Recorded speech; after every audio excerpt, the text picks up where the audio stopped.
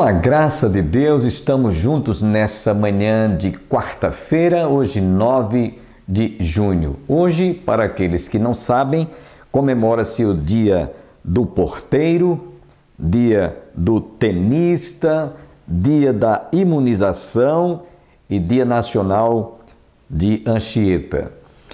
Eu quero destacar aqui duas importantes pessoas que trabalham e que estão sempre de plantão, lutando para a nossa saúde, pelo nosso bem-estar. Primeiro, o dia da imunização. Quantos profissionais, a estas horas, dioturnamente, estão trabalhando para que as pessoas que estão sendo infectadas por essa doença sejam imunizadas? E essas pessoas, elas realmente estão na linha de frente, se expondo. Ainda esta semana, eu conversava com uma das irmãs da nossa igreja, que trabalha lá exatamente onde estão as pessoas na UTI, na ala vermelha. E eu disse: irmã, eu tenho orado muito por você, para que Deus possa guardá-la e preservá-la, porque vocês estão trabalhando para que as pessoas que estão se ultimando, de forma, às vezes até quase que grave, não é? Num certo sentido, porque estão entubadas, outras estão sofrendo outras consequências dessa doença. E vocês precisam realmente de serem fortalecidas e guardadas e protegidas para que não venham também ser vítimas. Porque a gente sabe que tem muitos médicos, enfermeiras, pessoas que trabalham na área da saúde, que estão lá dentro das UTIs e muitas delas, infelizmente, perderam a vida para salvar vidas. Então, meus parabéns a vocês que estão aí na linha de frente. E também o dia do porteiro. Eu chamo a atenção para aqueles que trabalham nos condomínios, que estão nas portarias, ali recepcionando todos os moradores e também aqueles que estão chegando em repartições, e vocês trabalham aí na portaria dando as boas-vindas, né? Aqueles que vêm adentrar no apartamento, no condomínio ou no seu setor de atividade, no trabalho, seja público, seja qual for. Meus parabéns pelo transcurso do dia do porteiro. Aproveitamos a oportunidade para lembrar a todos que a nossa igreja, situada às margens do Açude Velho, confluência com o Parque da Criança, durante essa quinzena de junho, só estamos realizando cultos durante a semana, às terças-feiras. Ontem à noite tivemos um abençoado culto de oração e, na ocasião, ministramos a Santa Ceia. Também faremos isso nessa próxima quinta-feira. Porém, aos sábados e aos domingos estamos obedecendo o decreto do governo do Estado, certo? Estamos rigorosamente fazendo aquilo que a vigilância sanitária recomenda para a segurança nossa.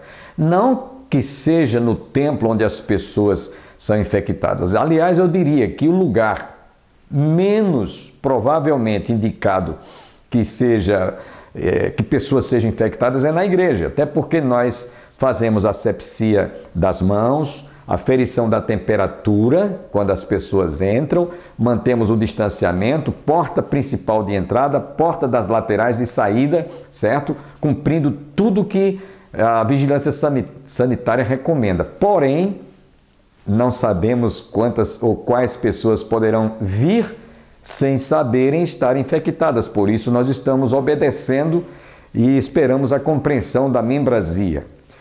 Estamos fazendo os nossos cultos às quintas-feiras com transmissão online, escola dominical também temporariamente online e aos domingos à noite. Portanto, esperamos a compreensão de todos.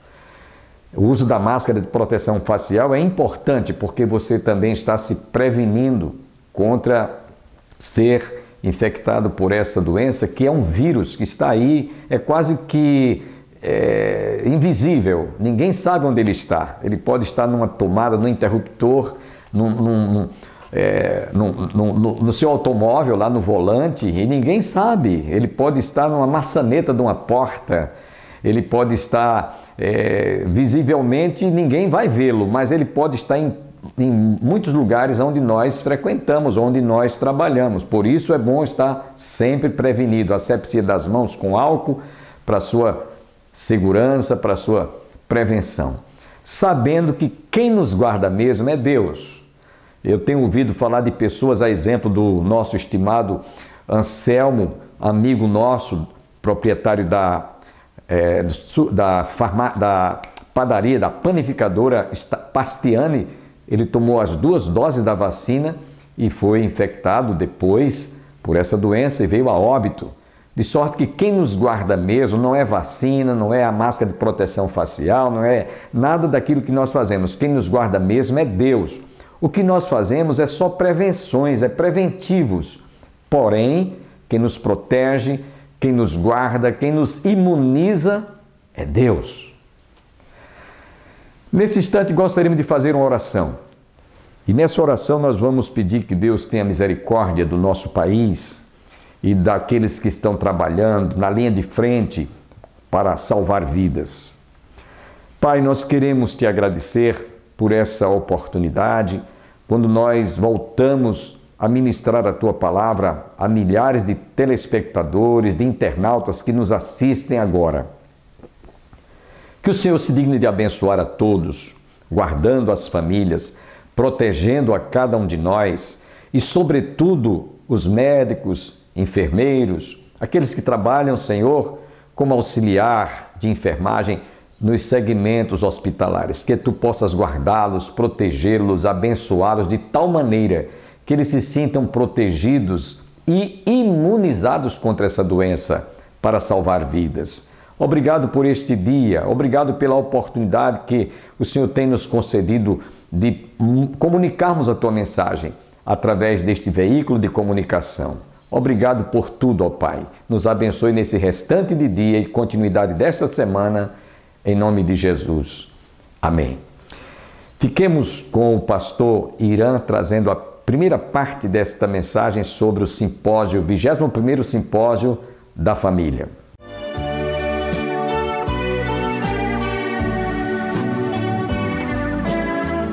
Quero convidar você a abrir sua Bíblia, Deuteronômio no capítulo 6. O tema que nos foi passado, o zelo e a perseverança na transmissão da fé. Zelo e perseverança.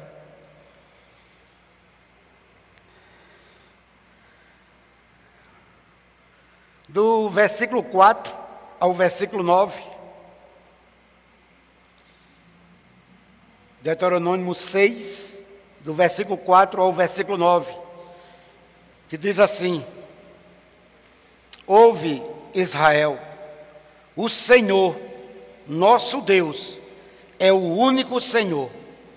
Amarás, pois, o Senhor teu Deus de todo o teu coração, de toda a tua alma e de toda a tua força. Estas palavras que hoje te ordeno estarão no teu coração. Tu as inculcarás a teus filhos, e dela falarás assentado em tua casa, e andando pelo caminho, e ao deitar-te e ao levantar-te. Também as atarás como sinal na tua fronte, e te serão por frontal entre os olhos, e as escreverás nos umbrais de tua casa e nas tuas portas. Louvado seja Deus. Eu agradeço a Deus pela vida do nosso irmão Júnior, mas ainda eu queria fazer uma pequena oração, amém? Senhor, em nome do Teu Filho amado Jesus Cristo, que vive e reina para todos sempre, obrigado por mais uma rica, singular oportunidade. Deus, me guia pelo Teu Santo Espírito, conduza-nos diante dessa palavra para a glória do Teu nome. Vá nesse momento, Pai, desobstruindo os ouvidos espirituais, escancarando os nossos corações, para que a palavra do Senhor possa penetrar dentro de nós e fazer como lhe apraz para a glória do seu nome. É no nome de Jesus que eu te oro e te agradeço. Amém. Querido, escute. A família é a primeira e a mais importante e a melhor escola do mundo. Se essa escolha falhar, as outras não terão êxito. A nossa casa é uma escola, é um laboratório da parte de Deus. Aleluia. A primeira experiência que os nossos filhos vão ter vai ser dentro de nossa casa. E daí a importância de estarmos preparados para isso. Você já percebeu que os filhos, eles não se perdem lá fora? Eles se perdem primeiro dentro de casa. Preste atenção. Quando falhamos na transmissão da fé, os nossos filhos são os primeiros que observam, que sentem e que muitas das vezes se desviam do caminho do Pai. Isso é muito importante para nós escutarmos. É dentro da família que os filhos são forjados, preparados para a vida. Salmo 127, versículo 4 diz: como flecha na mão do guerreiro, são os filhos da mocidade. Ou seja, o seu filho é uma flecha, você é o guerreiro. Qual é o alvo que você está direcionando o seu filho? É incrível, irmãos, não nada contra, como quantas famílias cristãs se preocupam em primeiro formar os seus filhos para o mundo. Forme seus filhos primeiro para Deus. Ana não tinha filho, mas aquela mulher, ela chegava na casa de Deus com um desejo: Deus, se tu me der um filho, eu te darei, eu te entregarei, eu levarei à tua casa. Uma mulher preocupada em seu filho servir a Deus. Antes de qualquer profissão, que ele seja um servo de Deus, que ela seja uma missionária, que ela seja uma serva de Deus. No entanto, antes de termos filhos bem-sucedidos, precisamos de precisamos de pais comprometidos, aleluia, diferente de envolvidos, pais comprometidos. Você quer entender isso melhor? Você observa isso talvez num filme americano, muitas das vezes, ovos com bacon. Quem é que está comprometido ali? O porco, porque deu a própria vida, está lá o bacon. Quem é que está só envolvido? A galinha, pois só o ovo. Então tem esses dois tipos de pai: pai envolvidos e pais comprometidos. Pais envolvidos, eles não têm muito compromisso, nem com a palavra, nem com a igreja. Se eles não têm compromisso com a palavra, se eles não têm compromisso com a igreja, certamente, meus filhos, os filhos de vocês vão sentir, e muito. Pais comprometidos, eles se enganjam na obra do Senhor, aleluia, eles preparam o cenário para seus filhos abraçarem a fé. Eles são os primeiros a guiar a sua família para a igreja. São os primeiros que se levantam: minha filha, vai se arrumar, é culto. Hoje o culto começa às 6 horas, já é quase 5:30. Pais envolvidos, eles se sentam diante do seu sofá, assistem o seu jogo predileto, a hora se passa e a mulher fica: filho, já é hora. Filho, já é hora. Calma, quem precisa de tudo isso? Deixa o jogo terminar que a gente chega. Eles chegam atrasados dos cultos. Não tem hora, não tem comprometimento. E aí você quer que seu filho abrace essa fé que nem você está disposto a abraçar? Hoje o que muitos de nós estamos vendo, irmãos, são as mães substituindo o papel dos pais dentro da família. São elas que estão lá orando, são elas que estão lá jejuando, são elas que estão lá pedindo pelos filhos, enquanto muitos pais, principalmente os envolvidos, nem orar mais ora, nem ter um momento mais para ler a palavra eles têm. São comprometidos com tudo lá fora, menos com as coisas de Deus. Isso é só a introdução, viu? Ainda vou entrar nos versículos.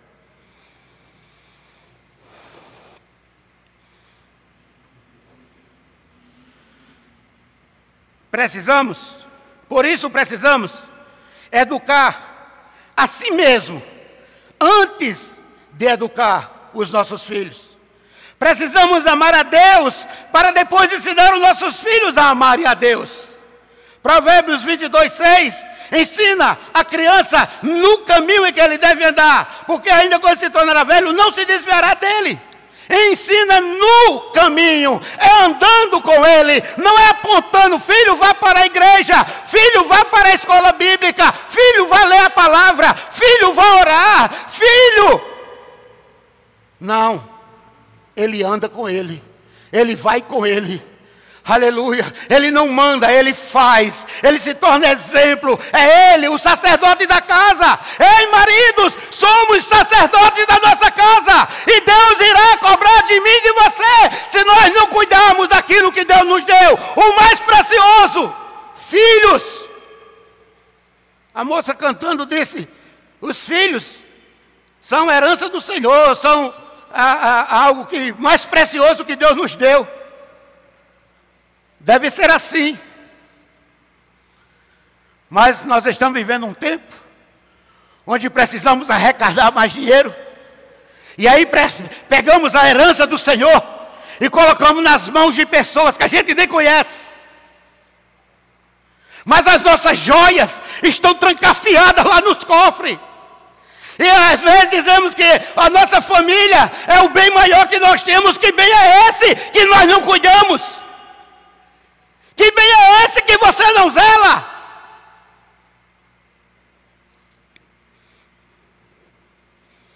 Faça o que eu digo, não faça o que eu faço. Queridos, isso não funciona. Vá, meu filho, vá para a igreja com sua mãe. Mas papai, por que o senhor não vai? Não, papai tem umas coisas para fazer. Enquanto é pequenininho, ele não entende não, ele vai. Mas depois que ele começa a entender as coisas. Eu fui ovelha de uma igreja aqui congregacional e havia uma situação dessa. Escola bíblica, o camarada deixava a mulher e a filha. E dele só fazia deixar, ia embora para o jogo. E aquela menina foi crescendo. Um belo dia a mãe dela não pôde ir. E aí o pai foi deixar ela na porta da igreja. Quando ele chegou lá, parou o carro e disse, minha filha, desce. Vá para a escola bíblica que papai pega você depois. Aí ela se voltou e disse, mas pai, por que o senhor não fica?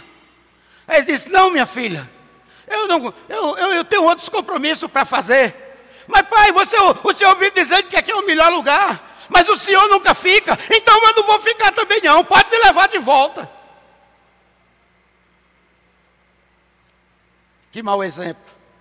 Tem muitos pais assim, irmãos. Eles não têm comprometimento, mas querem que os filhos tenham.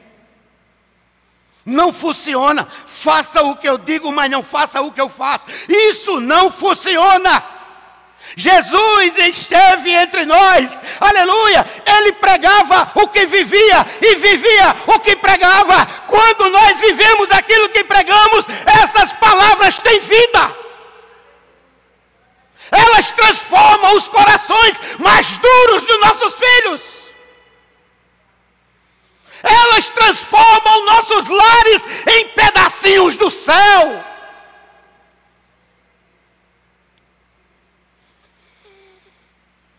Lembre-se, o desvio da fé por parte dos filhos não começou com a chegada da televisão, da música, de rock ou da cultura das drogas.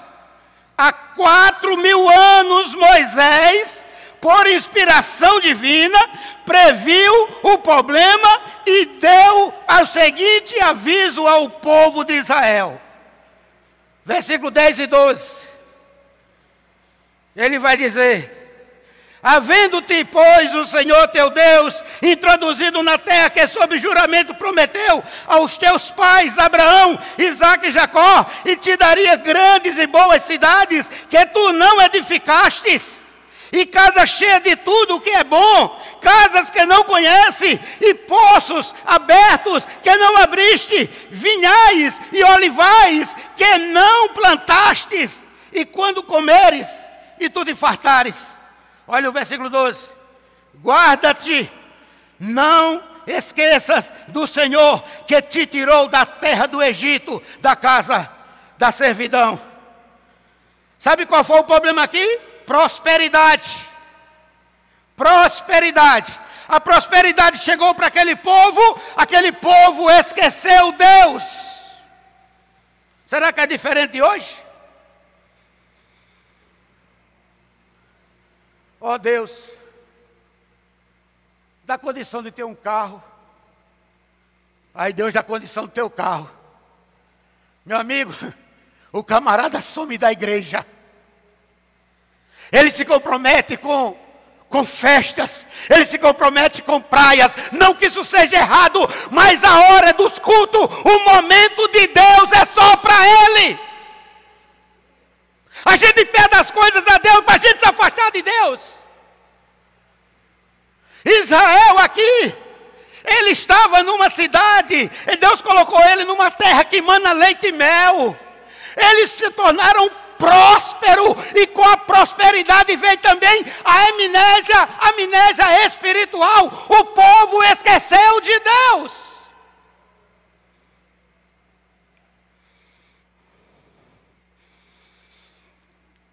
O perigo de então é o perigo de agora.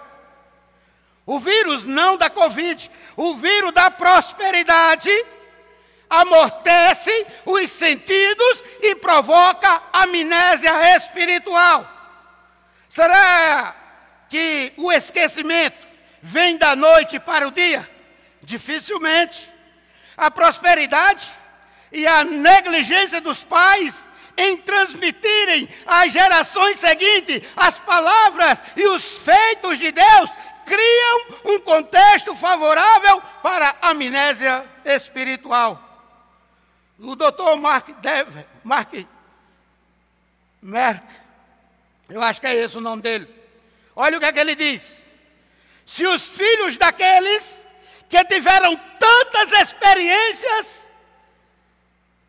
marcantes com Deus, se esqueceram dele, como escapará os nossos filhos? Olha para onde o cara vai. Se essa geração que se criou no deserto, em meio a prodígios e maravilhas da parte de Deus, esqueceu de Deus quando entraram numa terra que manava leite e mel, imaginem os nossos filhos. Qual é o prodígio que você tem feito dentro da sua casa? Quais são os milagres que você tem contado para seus filhos que Deus fez na sua vida? Não, nós não temos tempo para essas coisas. Eu não posso parar, papai tem que trabalhar, mamãe tem que trabalhar, as contas são altas, temos que pagar casa, temos que pagar carro, e os filhos se perdendo.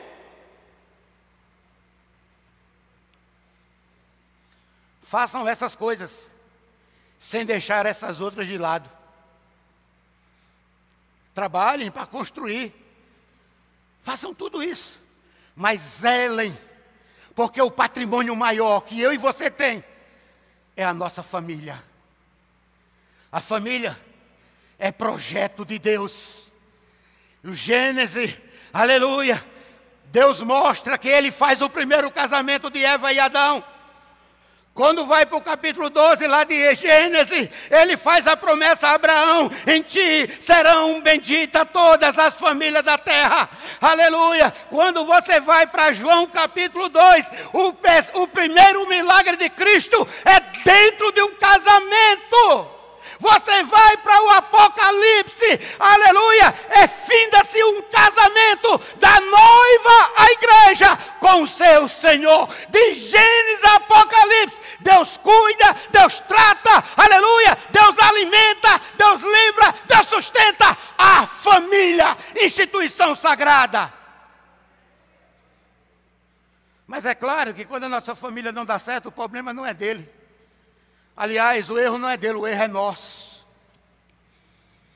Porque tudo foi nos dado para que com sabedoria possamos guiar nossas esposas, nossos filhos, para a presença de Deus. Ora, Júnior fez isso aqui no início. Ele disse, foi Ele quem nos tirou das trevas e nos transportou para a luz. Como é que agora que eu e você vivem na luz, ainda anda como cego em trevas? Se Ele nos salvou, irmãos, de verdade, temos que mudar a nossa forma de vida.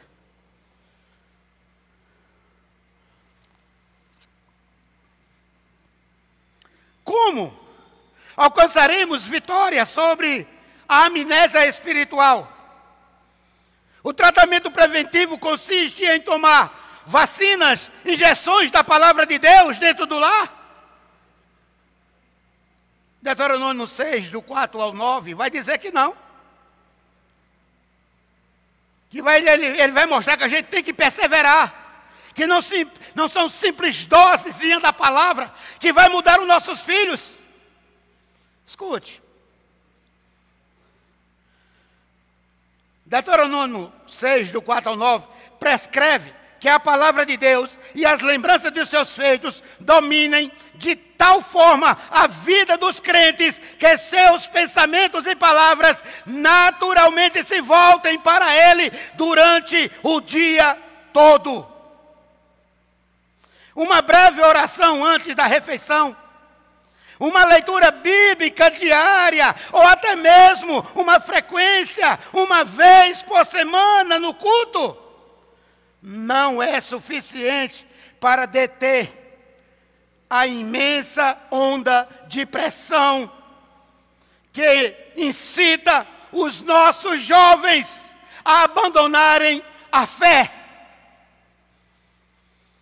Deus pede mais do que um interesse ritualista de sua palavra. Sua receita prescreve um interesse vivo na pessoa dele. Mateus 11, 28, a parte A, Jesus vai dizer assim, vinde a mim. Ele não está chamando você para uma denominação. Ele não está chamando você para uma igreja. Ele está nos chamando para um relacionamento pessoal e íntimo com Ele. Esse relacionamento, essa intimidade com Ele que muda toda a nossa história. Já ouviu essa frase? Me diga com quem tu anda, que eu digo quem tu és. Anda com Deus, aleluia, e tu vai ver que não vai ser preciso tu dizer quem tu és, vão ver, aleluia, a graça de Deus inundando na tua casa, a graça de Deus no meio da tua família, a graça de Deus abraçando os teus filhos, mas você e eu precisamos ter um compromisso de intimidade com Cristo. Não com a instituição. Tem gente que vem só para... Não, meu irmão, venha para cá para adorar, aleluia, para louvar. Foi para isso que Ele trouxe eu e você. O culto aqui é para Ele. Eu vou assistir o culto. Quem assiste aqui é Ele. Eu e você damos o culto, e esse culto tem que ser racional, inteligente, aleluia, aleluia, tem que ser um culto para agradar a Ele, não é para agradar a mim, não é para agradar a seu irmão, não é para agradar aos oficiais dessa casa, é para agradar a Deus. Comprometimento com Ele, intimidade com Ele. O que me deve trazer à casa de Deus é Ele, por Ele, para Ele, são todas as coisas. Ele é alfa, Ele é ômega, Ele é o princípio, Ele é o fim. Tudo começa nele e tudo vai terminar nele.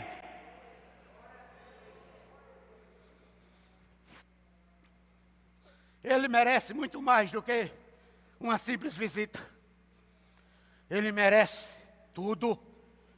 Aleluia. Ele merece tudo, meu respirar, meu andar, meu falar. Por isso que ele vai dizer, no versículo 5 aqui, de Deuteronômio 6, amarás, pois, o Senhor teu Deus de todo o teu coração, de todas as tuas forças, de toda a tua alma. Ele pede tudo, tudo. Que não haja mais nada em mim, em você, aleluia, que chame mais a nossa atenção, que preencha mais o nosso coração, do que Ele, do que as coisas dEle. Acredito que você, no melhor desta explanação ou exposição da palavra, compreenda o motivo pelo qual temos que fazer esta abrupta interrupção. É que o nosso tempo acabou, mas você está convidado a continuar conosco amanhã, se Deus assim nos permitir. Que todos fiquem com Deus e a paz do Senhor. E até amanhã.